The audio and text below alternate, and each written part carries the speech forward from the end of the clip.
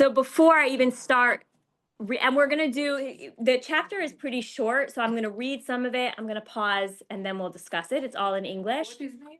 Right, Tesla? Dessler, Rabbi Eliyahu Dessler. The book is called Michtav Me Eliyahu, a letter by Eliyahu, and it's called Strive for Truth. Okay, so what do we know about free will? When I say the words free will, what do we already know? Either what you've learned in this class or what you already know or what you at least think you know. What do we know about free will? What does Judaism say about free will? What is the concept? Does anybody know how to say it in Hebrew? Like, what do we know about free will? I don't know what I know about it, but I find it hard to understand free will with the idea that God is, Hashem is controlling everything, Okay, right? So okay. how do you like, that's my thing. Like, how do you reconcile, do you really have free will if everything's predestined? Okay, good. We're going to get into that a little bit. Okay. Yes. I think about it as our role in our partnership with Hashem, Okay. to live our maximum, I guess, potential, our mission in our lives, and that perhaps Hashem is relying on us to use our free will to do good and to complete our mission. Our Okay. mission is help. Okay, beautiful. Beautifully said. I think of it, and I can't remember his name. He's a very famous guy from the Holocaust who Ellie was there. Victor Frankl. Viktor Frankl, who despite was put in such horrible circumstances, was able to, with his mind, bring out the best. Okay. Good. Why, meaning we have the will too? No, we have the Constantly. ability, even in tough times, it's what we make of things. Okay, beautiful. And also Edith Eager, the choice, right? Okay, And good. the recent book. Those Ellis books Roberts' book. that, have you read it yet? I did read it. Oh, I want to Yeah. get to it. It is good. Yes, Hasid, it that is. one? Yes. Okay, yes, I want it. Did everyone see that came out? Hasid? The Choice and Viktor Frankl's books are both from the same pipeline, right? Same kind of idea. Were you gonna say something else? Yeah. Yeah, I was also thinking in terms of our animal soul and our spiritual soul. Okay, good. And having to overcome our bodies and. Okay, beautiful. We're gonna get into that. Beautiful. Yeah. I think it's a combination of both. I think Hashem does control, but he gives us our brain, our strength, and we can change some of what he controlled, I think. I Okay. think we can make those adjustments and then he'll go with that. Okay, good. I think like what Rachel used the word of like to co-create, right? Is a good word. Okay, good. Any other thoughts? It's just curious. I'm just curious to like get out different thoughts before we dive in. Anyone else? Okay. Okay, beautiful. So Bechira is probably one of those, you think of like the top questions within the framework of Judaism. So free will is one that's pretty high up there. Like when Lauren said, like, I find it hard to understand. Like I struggle with the concept. So you're not alone. It's a very hard concept to understand. And we're going to break it down. You'll see exactly the way that Rav Dessler is going to discuss free will. So let's dive in and start with what he titles the chapter of the process of free choice. Okay, so I'm going to read a little bit and then we'll discuss.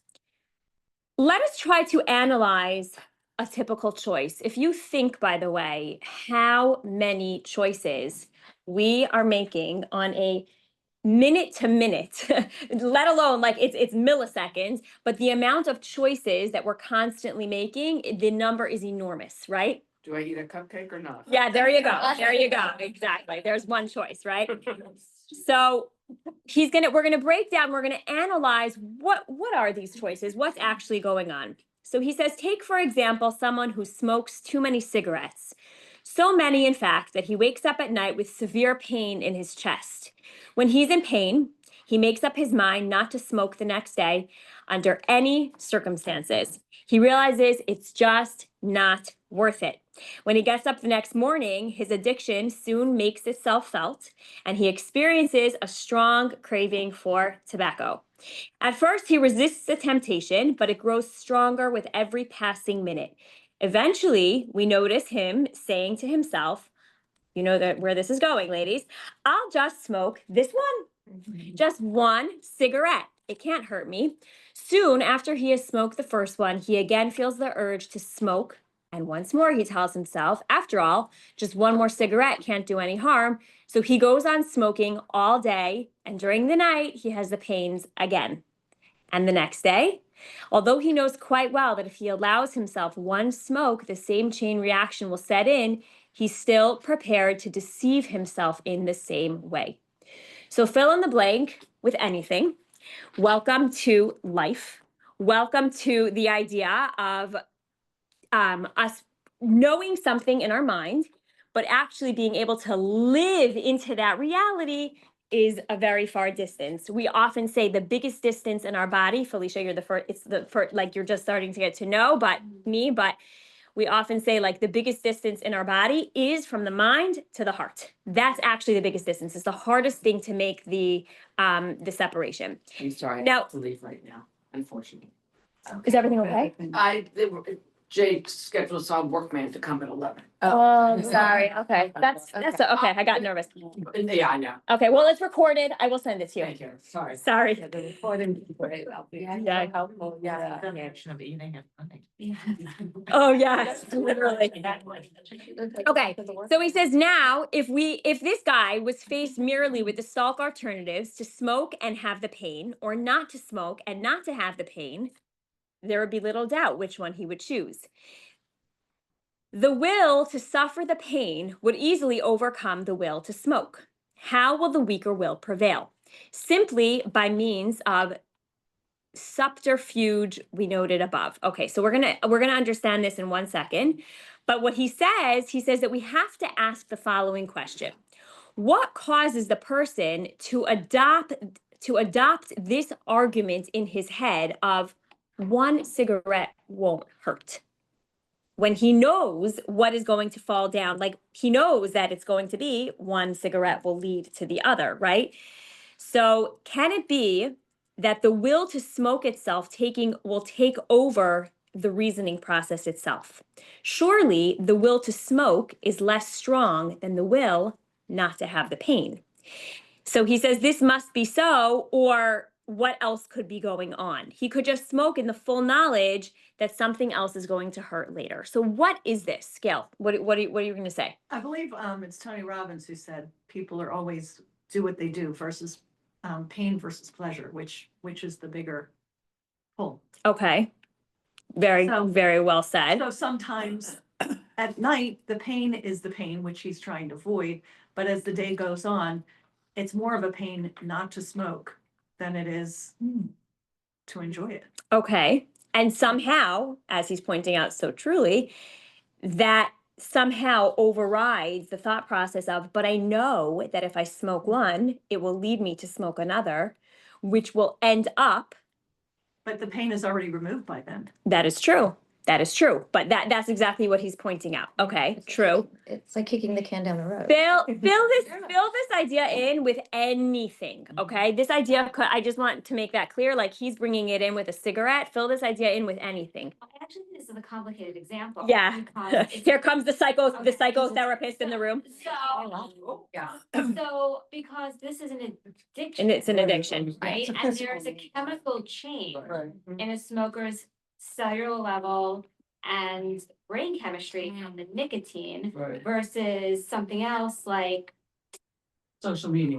I'll call my mother tomorrow. Or if you find me food great. Like, I think that you might be Or food avoiding. addiction. Okay, good. All addiction. But I, this example is used a lot and I appreciate it, but I think it's different than maybe other things. Sure. Right? Because there is actual physiological Right. issue at play here. Okay, but I think it's part of his point. So let's you'll see at the end. But I think it's matter of your brain and the decision. Mhm. Mm. My husband smoked for 30 years. And one day I said to him, my son was sick. I said, you're not smoking in the house. And back then, the ashtray was next to the bed. Yeah. Wow. And he decided not. It was 4th of July. He took his packet of the cigarette and he said, this is the last one. And since then, he's not smoking. Wow. So And, it's and I want to tell you, decision. Right. It's So- the brain. okay, so that's what he's gonna get to it now, but I want to tell you, I have the same story with my father-in-law, who also, my niece had to go through a very, very difficult procedure. And he saw, it was, I'm not gonna get into details, but it was very difficult and very challenging. And he said, if she can have the will over what she has to do to prepare for this procedure, then I can stop smoking. He was a smoker also for 30 years. And it was from one day to the next. He flipped the switch and he hasn't touched a cigarette since. Yes, Is the evil inclination part of it? it's going to play a role. It's going to play a role. Absolutely. 'Cause That's how we're going to start defining Okay. choice. Yeah. But what about it? It just feels like it's part of what we're like on a regular basis, all of the decisions that we have to consider, that there's that part of it. Okay, Is good. it- So that's definitely good awareness. Good. Yeah. But I mean, I was agreeing with her. I was about to say, this is different kinds of addiction. And There are different kinds of addiction, but I am happy that Sarah brought that up because as specifically for this example, and granted, yes, there are so many things that you can say it's that physical response, but you know what? I mean, I'm no psychotherapist, but I think from what I understand, even actions of habit, like someone can say, I am addicted to running. Right. You can become addicted to certain things, but if something happens in my life that I say if I break a foot and I can't run tomorrow, the addiction is going to be cut right there, right? So yes and no. Like, Something up no. a long time ago in a moment like that, it Mm. was Diet Coke. yeah. Okay, like literally, I was like a major, which you could maybe say caffeine, right? Mhm. I gave it up for 9 months. Wow. When I was pregnant. I was going to say 9 months, like, yeah. Completely off the wagon with like I think he was like birthed and 5 minutes later I had a Diet Coke. But and it became, it was seriously like the hospital delivery room. lobster and champagne. I'm like, no, Nope. I want the Diet Coke. Okay. And it became a social thing. I had a friend at work that we would like leave work and like hang out in like the 7-Eleven parking lot and like Falls Grove and like have a Diet Coke. Right.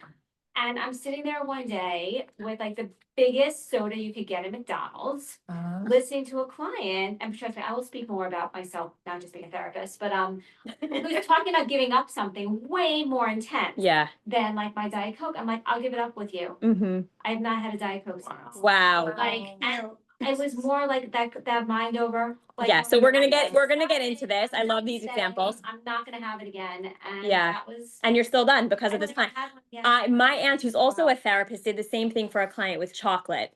And I saw, you should know, I saw something so beautiful. That's a hard one. That one is too far.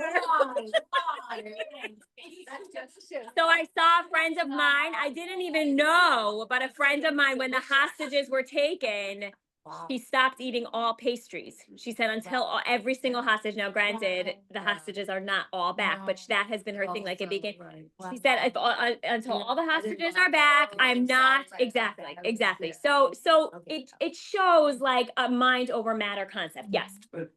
I think that most of these examples, people aren't doing it for themselves, they're doing it for someone else. Right. It's not, in other words, they're getting their strength from someone else's situation. Right. So I have a question about that, because I'm in a situation where my sister is in a marital situation. And it's emotionally not healthy. But she's finally like making these steps to kind of get out of that type of thing. And I kind of feel like I don't know how it's relating to that, but it keeps coming back into my head.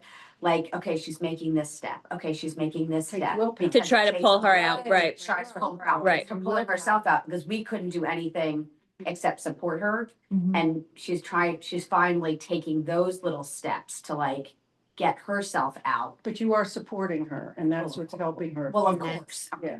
system. That's that's- the yeah, but energy she has that's to make the racing her decision. wheels. so Right, that that's what she's she can saying. Do it. Right. And sometimes we need the motivation from somebody else or the have the balance of having strength, somebody right. to say, okay, I'll do it with you. But it was easier for her, and so she kept saying it was easier for her just to stay and to stay and to Sure, stay. sure, of And that's course. what I kept thinking with the cigarette, like Yeah. it's easier for him just to keep. Yeah, of Yes. course. Right. I mean, In or the short term. whatever it is, or, It's having Diet Coke, it's for discomfort. right. Yes. And then she's doing the free will of like trying to move. Like, does she have kids? She has one daughter. So does she think it's better for her daughter for her to be separated? I mean, that's just part of the. No, That's she not does. what. So, well, to the point, well, to this point, this is a good transition. So, to the point, this is what he says. So, he titles this next paragraph, and it's funny because I don't always feel like I have to read every paragraph, but over here, I really do feel like I have to because there's a lot that's being said, even like underneath the line. He titles this something else in quotes. He says, "We are led to the conclusion, and as we were just discussing, this is pretty much what you guys were saying, that there must be something else other than the two contending wills, the smoking or not smoking, okay, that determines his choice. There's got to be something else. This something else is none other than the person himself. Okay, he is the one who is capable of deflecting his mind from the truth, even though that truth is perfectly clear to him. And I'm going to add in to others. Okay, he is the one who decides to adopt the fallacious argument in order to cover up his deviation from the truth. There are two competing ideas in his mind, okay? And he deliberately decides to ignore the claims of one and the true argument it advances. And what does he do?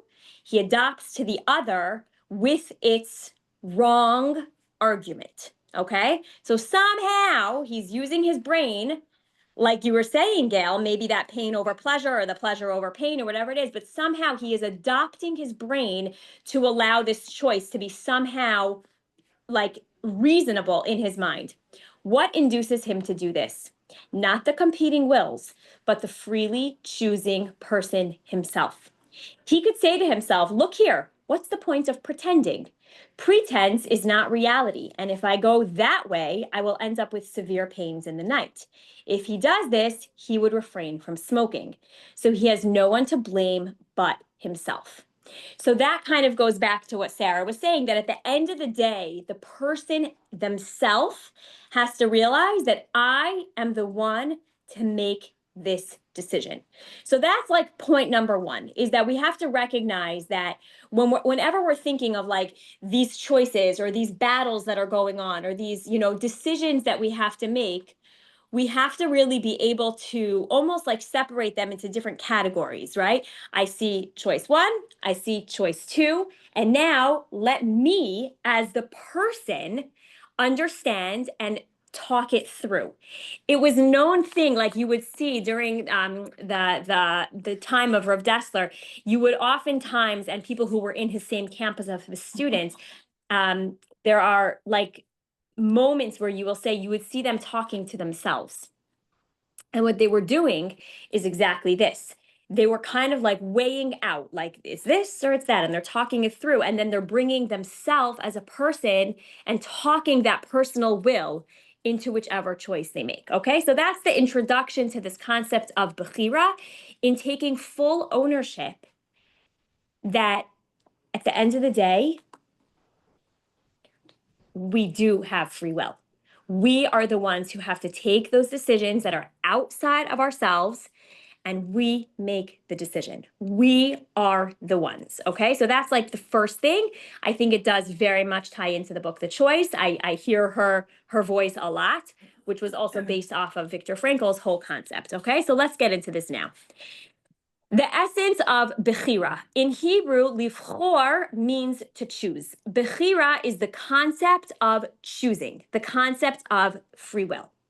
How foolish are those who think that the weaker will, by and of itself, causes the person to adopt the fallacy, knowing very well that it is a fallacy. They fail to explain why the stronger will does not induce the person to adopt the true argument, which he is well aware of. The fact is that a human being can grasp hold of the truth, in which case the weaker will departs with this illusory arguments. You hear that word? Illusory. Okay, somehow it's like this illusion. Or he can deliberately ignore the truth and accept falsehood in its place, rejecting the will which has truth on its side. These two alternatives are the subject matter of Bechira, of free choice.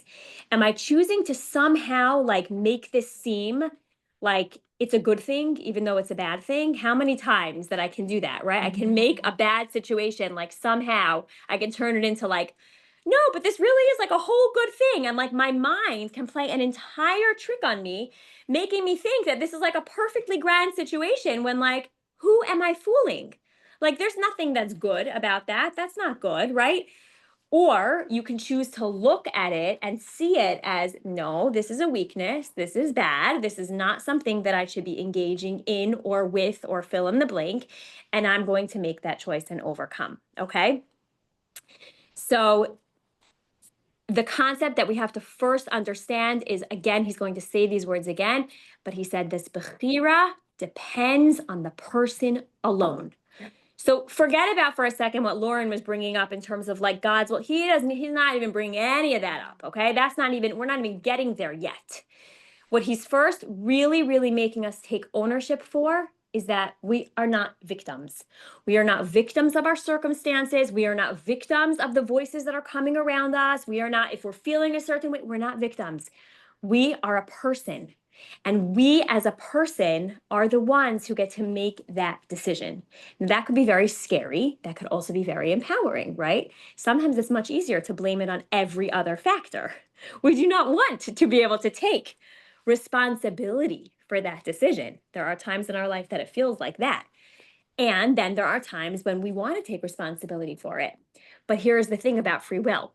You can't take responsibility for all the good decisions that you make and then total lack of responsibility for all the stupid decisions that you make. It just doesn't work that way, right? So what he's reminding of us of again and again is just remember, you are the one in control.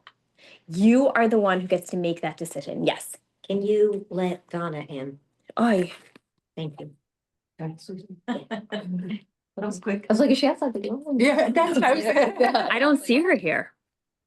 Is she currently on?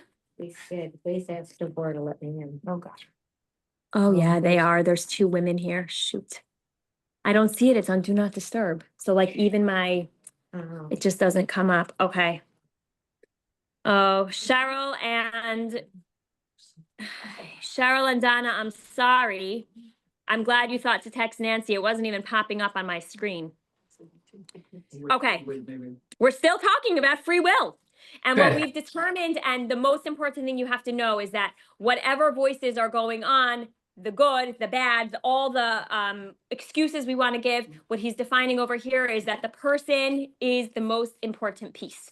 We are the one. So that's what he says. Bechira depends on the person alone. There is no outside cause involved. Is this not humbling, ladies? The prime cause is the person himself. This is well known. Beth, here comes your word. This is well known to anyone who has ever, even once, exercised his choice, his Bechira, and conquered over his evil inclination. Okay? This is when you conquer over the evil. You have this extra voice that's totally a part of who you are, right? That's a whole nother piece, is that when we define who we are as a person, these voices are a part of us. So we're going to have to really understand what that is. But he says that such a person who has been able to overcome that evil inclination feels with the utmost clarity that he has relinquished illusion and he has opted for the truth. I wish it was always such a good feeling. Sometimes when you make the right decision, it's very like, it doesn't feel so good. Like yesterday, okay? I was telling Jamie, like I had to make a really hard choice. And even though I knew it was a really hard choice, and it was the right choice, I should say, really, even though I knew it was the right choice, like it did not feel good. Like I was like, this is ew. Like I'm not happy right now. I'm very sad. Like I was not happy. Yeah. But I don't think it's that simple because people are chemically. It's not different. simple at all. No, because people are chemically different. If that were the case, if people could just stand. So first of all, we're talking about a healthy person. Anybody who has, Because. yeah, we but wouldn't I have think all we these said drugs that, to I take think we had away. already determined that. I'm glad that you brought that up just as a reminder. These things are talking about healthy people. Anytime you talk about something with any sort of emotional or mental struggle that is not being dealt with, you're not even talking, when you define, or physical, you're not even talking about the person alone. Physical, I would push back on a little bit more than mental and emotional, because I think that when your brain is there fully, and you're in control of your emotions, even the physical, the person themselves can choose. That I would push back on a little bit, even though I think it's harder. But like my famous example of that would be my incredible role model hero, Tammy Carmel, who's a woman who has ALS and lives in Israel, and she's been battling ALS for the last over a decade. Has a full family, is giving classes with her eyes, and she's all hooked up to all the monitors, and she is in such, her positivity, her energy, her, like, she's so in full control, even though her body is shut down, but her mind and her emotions are at full capacity. So I think to myself, like, if a person like that could be in control, so physically I push back on, I'm not saying it's not easy. I'm not saying it's easy, but I'm saying I think it's possible. Once you're talking about the emotional and mental components being, compromised on, then already it's a separate Well, and category. probably Skepta, I mean, I don't know this one, but probably, I mean, this has probably extended her life. I mean, with ALS, most people do not live a Right. decade. That's You cannot imagine this woman. You That- cannot. her strength and her Completely. positive awareness has probably helped her prevent. Completely, And- completely. Yeah. But even somebody like that, I'm gonna guess, and I don't know, but I'm gonna guess when she found out that, when she got the diagnosis, I'm gonna guess that for at least a moment in time, she wasn't healthy No, so specifically her, no.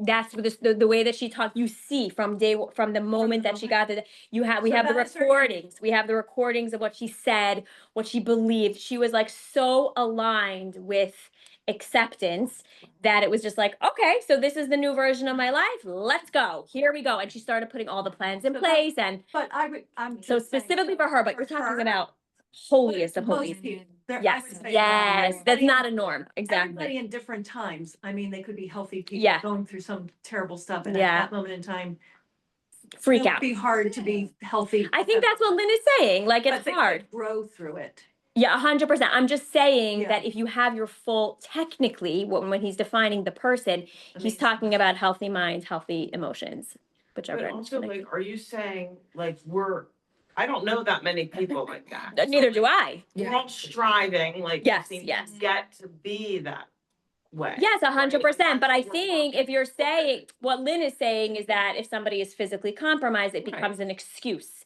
So I'm just saying, well, you could use it as an excuse or not. Right. As long as you have your mind, that's a choice. That falls back into the category of, I am not there, right? Like, I have a headache and I'm freaking out. Like, I'm not there.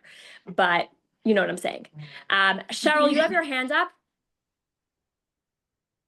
Is that a hand that you meant to put up? She meant to put up the other thing. There's like a hand wave. I don't know. Okay. Okay, so yeah, that's just a very, very important, important piece. Okay. So let's continue. So he's talking about somebody who has overcome their free will. They can understand what this really is and how they can take ownership of it because they can own that truth. But someone who's never made the necessary effort to subdue the evil side of his nature will never be able to understand this. How many people live in this case, in this realm, where like, it's just, I feel this way, society is telling me this, my brain is telling me this, so I'll just be a victim, I'll just be, whatever the heck, without, Just float along. literally just floating along, sleepwalking, right? Like just blindly going through, as opposed to, I'm a person, I see something outside of me. I see a strong will this way and I see another strong will this way. I'm making the choice and owning that choice. So only somebody who has actually exercised that can fully appreciate this. Because otherwise he's always given into his will as soon as it presents itself. And he therefore believes himself to be at the mercy of the stronger will at all times. So what do you think of someone who says, oh, I don't have the willpower? What do I think of them? Yeah. I think shit, what a shame. What he said. I think it's a shame. Like, what does that mean? You don't have the willpower. So work on the willpower. To not do something, or I don't have the willpower to not drink or something, or So what do you think based on what he's saying? What do you think he's saying? he's saying that they can overcome it. I mean, not saying you don't have the willpower. What does that even mean? That means I'm lazy. I will become a subject of what this extra urge is telling me to do. I view willpower as a scapegoat, that it's an excuse to not do or to lean Not more work. into it. Yeah. Willpower feels actually disempowering to me. Like- Wait, so I don't agree. So we're not using the same word. It can't be that we're defining the same word because willpower is the power. The power to overcome. No, I guess she's saying that. Oh, to that you don't. Okay. Yes. That's a scapegoat. Yes. Not having Yes. the free will or seeing that you have choices. Right. Putting in the work that it might take. Yeah. It's like, I don't want to have the willpower. I think willpower has become this socially acceptable excuse to Mm. stay stuck in something that is more comfortable. Yes. Doesn't make us itchy or Yeah. Welcome to society, which craves comfort, which craves whatever's easiest, which craves like, welcome to Judaism. Yeah. Welcome to Judaism, which says like, you want to really grow here, like don't choose the easy route. Like it's likely going to be the harder of the two. Exactly. It's completely another muscle. So actually, thank you for that word muscle, because that's exactly what he's saying. If you haven't ever exercised the muscle of using your willpower to overcome an evil, and even the word evil is very strong. You could just use the word like wrong, like the wrong choice. It's an obstacle. Yeah, like there could be something so small, but if you have never exercised that muscle, then you don't know what it feels like to overcome. On a very simple level, if you've never understood, if you love chocolate, and every single time you're offered chocolate, you're just like, oh, there's chocolate, I have to eat it right now. You've never used that exercise to say, you know what? I think I'm good for right now. Like I don't actually need that chocolate. So you don't even know what it means to say no. You don't even know. And fill this in, this goes with any form of temptation. And the world is full of temptations. And in 2025, it's even more than it's ever been before. Because do you know that my phone hears me and I get ads the next day? Yes. It's no joke. It's Great. scary. It's really scary. So we're living in a world that's like more temptation. Oh, you said you wanted that? Here's this. You said you were interested in it? Here's a book on this. Not only is there a book, but here's a whole product. You could buy this full curriculum on this entire thing. I'm like, shut up. You know, like I can't. So that's the society that we're living in, you know? So willpower, it's a very, very, very important thing for us to be able to think. So yes, and like Lynn said, it's a matter of us choosing whatever feels easier. Whatever feels easier doesn't mean that it's right, just because it feels easier. I always go back to my parents who are Holocaust survivors, you all know. But when I think back about coming here, being immigrants, not speaking the language, not having money, orphans, no family, and pushing forward to make a good life. Talk about willpower, you know, so yeah. Beyond and Strength. and When something happens to me, I'm like, vision. that's cake, I could do this, you know. so I actually really love that attitude, because I was just meeting with a client who felt the opposite. Like I feel like sometimes people will use like a certain, like if we came from Holocaust survivors and there was a certain like it was like they didn't ever say no, they never gave in. It was a certain like grit and hard work, and like so the next generation is like, okay, like we could relax a little bit, like I'm not the same. And you find like a little bit like of a slide, maybe even in grandchildren of Holocaust survivors. Maybe it's like the next. This situation. What? I said the second generation, thank God they didn't been in this situation like the parents. 100%, it is, thank God. But I like what you're saying about like your attitude of like, well, if they did that, I can certainly do that. Because you can also see it becoming like there's a slide, and we know there is such a concept of the generational slide. It's a real thing. So just very interesting. Yeah. I think there's more to Yetzer Hara, the evil inclination. And maybe he talks more about Yeah. But I feel like, there's sort of like this general premise of, and I'm looking at it here, that it's really an innate drive for self-pleasure and self-interest that when unchecked leads to evil, that Judaism doesn't see it as a demonic force, but, the greater a person's potential, the greater their evil inclination can be. This is why a core practice is to purify and redirect this powerful drive towards serving God. Like, I just feel like. Where are you reading that from? Google. Oh. Of evil inclination. Oh, okay. She's Okay. like the Kabbalah view of English, because definitely, No, when I looked up. 'cause Yeah. This, again.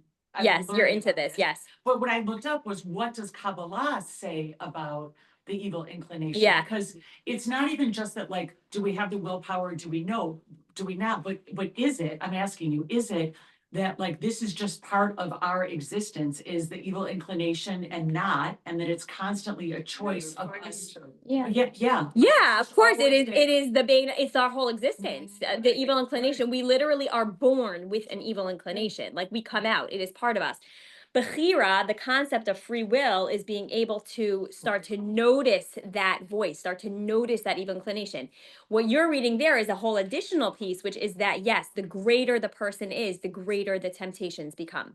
I'll stop learning outside of class. Yeah, no, it's okay. It's great. I love it. But that is very, very true. Meaning you might think like, I'm a simple person, like, maybe like the holier people, like, of course I have like evil inclinations. Like, I'm just a simple person. The holier people, like, they don't have evil inclinations. Like, they don't have to deal with the same thing.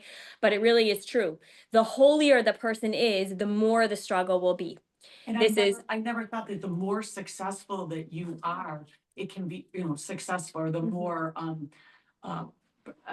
powerful, and not powerful is not the right word, but that the evil inclination can even be stronger then, and that you have more potential to be able to do good with it. Yes, because that's the whole concept of being able to overcome and to utilize. In my husband's podcast on this month of Cheshvan, because we mentioned last week that this whole month is from the element of water.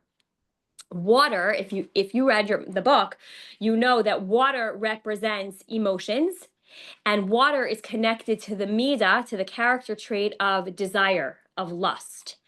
And what he was explaining is that there's a concept in Judaism, which is what Beth is talking about, which is zeh leumas, zeh bara Elokim, which means that everything in Judaism believes that everything in this world has a counterpart. Like the pull is just as strong. If it can be very, very holy, it can also be very not holy, right? If it could be something that's very, very good, it can also be. So lust can be lustful, or it can also be the greatest love and connection. You can take the exact same character trait and it can be used this way or that way. So that's really what you're speaking of, and that is exactly, you either use it as lust, or you take that exact same desire and you turn it into somehow love and connection. It just needs to be defined and channeled. Channeled is a very important word with the Yetzer Hara. You can't live without water, but in the other end, water can drain you. Yeah, all of the elements really have that same thing. They exactly zeh leumas zeh. They can either kill or they can create life. Exactly. So that's very, very important. I want to really get to this point today because I think that this is such an important piece. So I'm going to read, if we can get to the next 2 paragraphs, that will be great. So,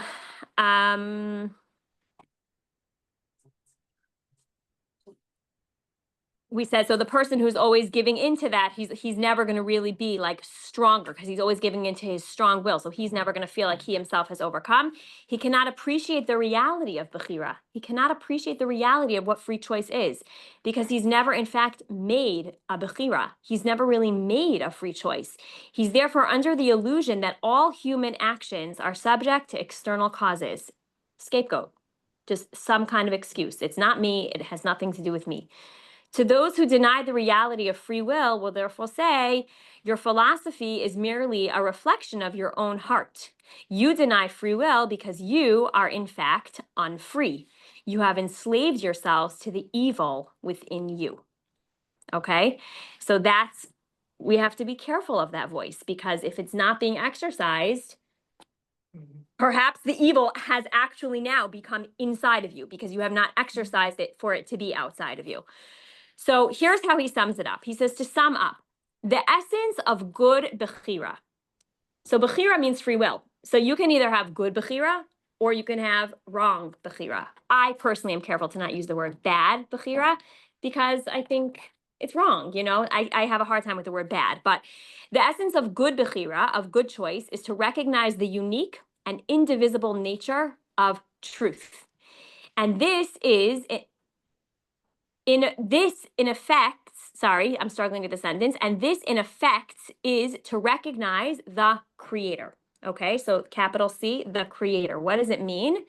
I'm recognizing there is a creator in this entire being, in this entire thing. The essence of wrong Bechira, he says bad, I'm saying wrong, is to accept falsehood as reality.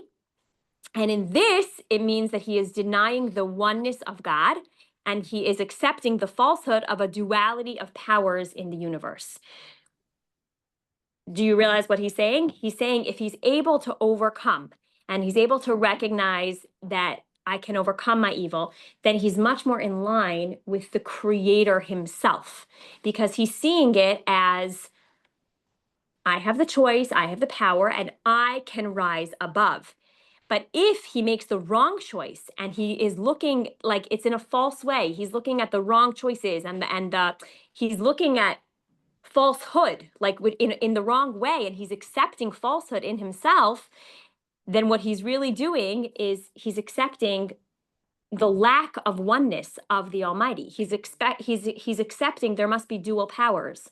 There must be the good and there must be the bad, and they're coming from two separate areas and two separate beings, and that is considered idolatry. That is considered idolatry. Yeah, Right? idolatry, yeah. So when you're looking at a certain circumstance and you're thinking like, again, knowing yourself as the being, I have the power to choose. I can make this decision. I see the hard. I see all the things, and you can weigh that out.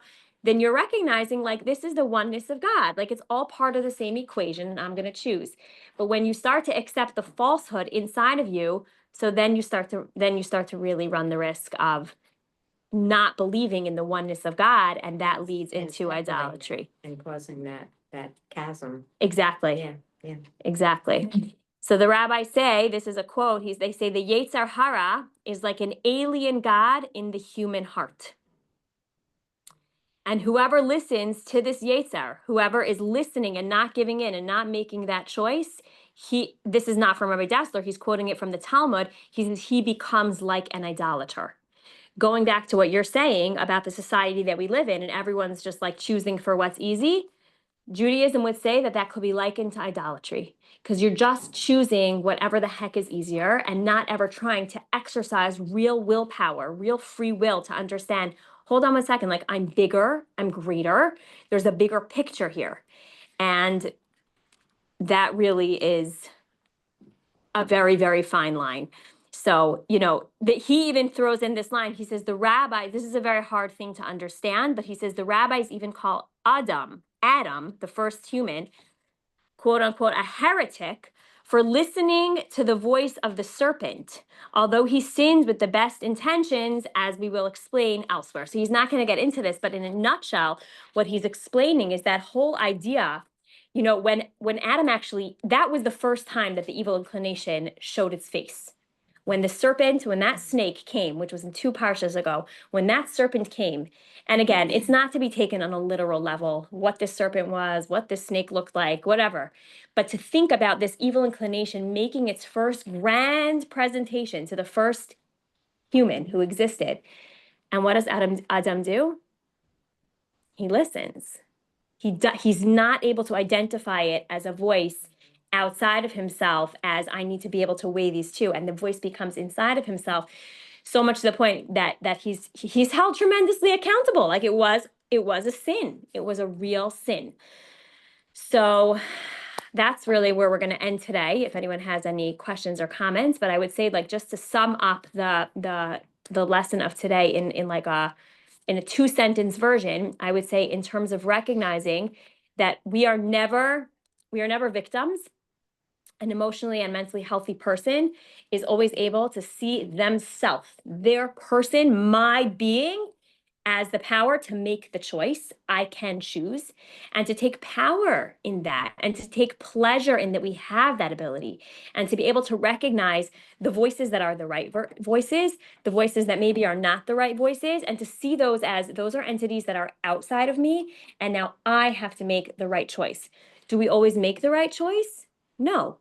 And next week, what we're going to get to, which we're not having class for the next couple weeks, but what we're going to get to is that you can have two individuals that, and this is much more in the spiritual realm, two individuals that are coming from two totally different backgrounds. This is where we're really going to define where the line of free will really becomes. And they can make the same choice. And for one of them, it was the right choice. And for one of them, it was the wrong choice. And it was the same situation. So stay tuned for that lesson. But that is really the power of when we see it's literally about the person himself. He's going to take it a major step further in showing that there is not one answer, a one size fits all. It's so personal. That's Yeah.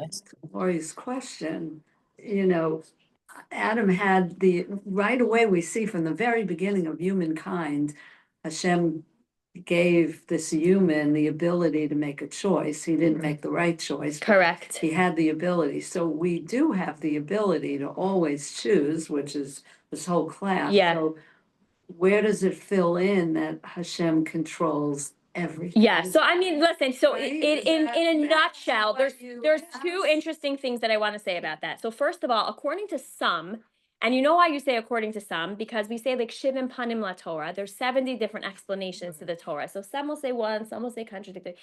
The explanation that actually really jives well with me is that when Adam actually made that choice, he did it specifically to introduce the entire concept of free will into humanity, because he recognized that in a life without free will, what's life?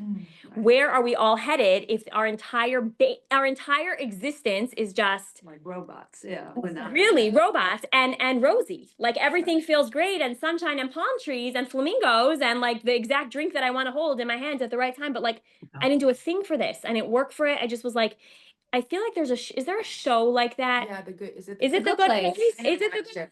But I watched many snippets of The Good Place. Maybe that is what it is. But just like in terms of thinking, like, right, exactly. I don't know if that's exactly, but the point is like, we don't, and according to this explanation, when Adam actually made that choice to listen to that evil voice, his actual reasoning was, I'm going to bring evil into this world, because without it, where does our power lie? So I actually really, really like that explanation. So that's part one.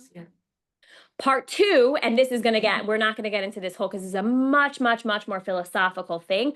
But in a nutshell, the best way I think to understand it is that, think about it, lahavdil, to separate the difference between a human and God. But like, have you ever picked out two things to offer your child for dinner, and you know which one they're going to choose, but you feel like as a parent, you have to offer them two different choices because you really know one is a little healthier, they could probably benefit from a little more, but like, you know, they're going to take the one that's probably a little less healthy, looks a little bit more appealing, but you're giving them that choice. That's the very simple way of us understanding this concept. We do have the ability to choose, but God really, in his deepest understanding, which is not a human-like understanding, he ultimately really knows which one we're going to give. That's one understanding. The other understanding is that no, he's giving you two lollipops. It's both going to be a lollipop, and he actually will give you full reign over whether it's going to be a red one or a blue one.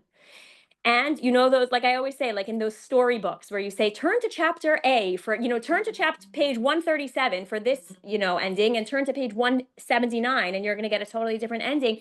God knows both endings, and it's up to us which page we turn to. And each choice in the spiritual realm that we make is going to lead us on that path. It's a topic within the concept of Bechira. Before we even get there, we need to understand our own free will, like what that really looks like, without even understanding, like, what does God have to do with this? But I think that hopefully those at least gave you something to kind of bite and chew over. So, okay, any questions? Yeah, exactly. Any questions? Any Zoom questions? I have a question. Choose Deborah, well. Yes, I hold had on. my I'm just hand gonna raised. stop the recording. You did have your hands raised. I knew I wasn't seeing it. I But offered you couldn't hear me. Thank Can you you hear so me much. now? Good to see you. Yes.